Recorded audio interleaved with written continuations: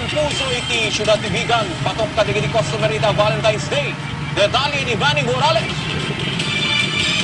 Ipakaldawan ti puso na duma-duma a gimmick dagiti panganan. Tapnulaeng makaawis ka dagiti customer kaya nagbalin espesyal ti selebrasyon ti Valentine's Day. Ngayon bayat na ti sulit kaya ti duma. Patasen ti burger da ito ang panganan iti Vigan City. Sikat nito itinadakkel a burger da. Ngayon itangal daw, espesyal ti sinan puso a burger da adadakkel. Gagangay mitlaing na ito yung burger.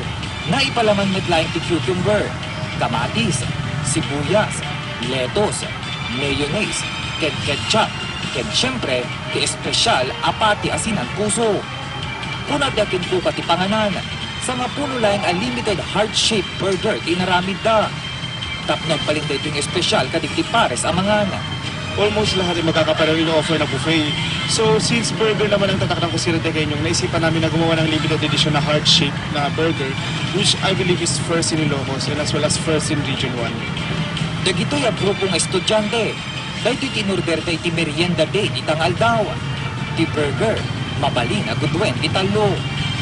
Itatadalain ka na nakakita ti kastoy a burger, iso ang nag-interesado da. Masarap siya, and besides, ang laki niya. Malaki and one of a kind. Susulit na nga. Sulit naman, sulit ang tingin. Patok da ito talig estudyante na mabalindang ang gugudwa, kenswa, ti bulsa.